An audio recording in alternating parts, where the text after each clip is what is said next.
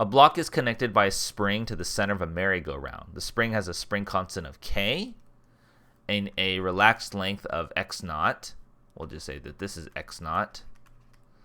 Assuming the merry-go-round has an angular speed of omega 0, or sorry, just omega.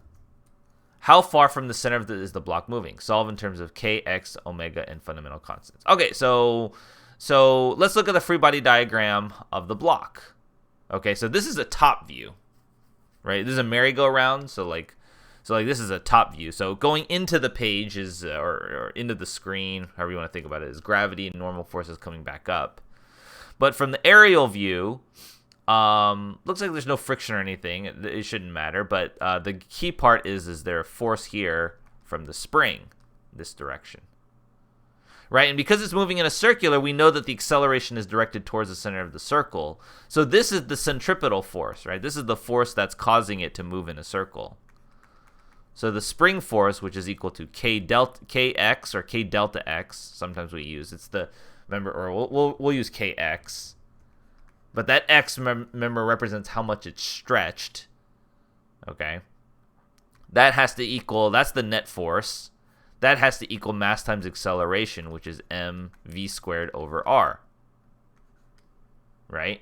Because it's centripetal acceleration. Now, what is r in this case? R is, so let's look at what we're trying to find. We're trying to find how far from the center is the block moving. That means we would like to find what this is here. Let's call this r. Okay? Now, how much is the spring being stretched if that's r? This has to be r minus x, 0.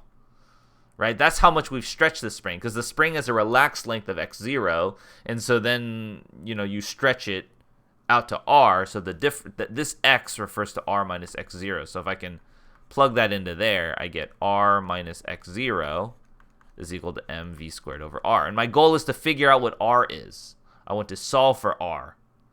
Now, I don't have v, I have omega. So I have to do this translation. Remember the conversion from angular motion to linear motion. So how do we connect the two? Is we say that the linear velocity is equal to r times omega. So in this case, what we can do is we can say m r omega squared over r.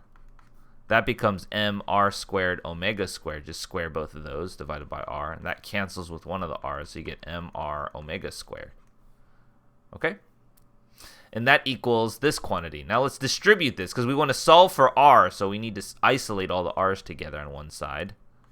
Minus kx0 is equal to mr omega squared. I would like to move this to the other side and this guy to this side by just subtracting it. So this would be kr minus mr omega squared is equal to kx0. Okay? I should have said the block is a mass m. That's left out of the problem. Okay? And then I factor out an r here. It's k minus m omega squared. And now that I factor the r, I can divide this term to the other side. So I get r is equal to k x0 divided k minus m omega squared. That's how far it would be.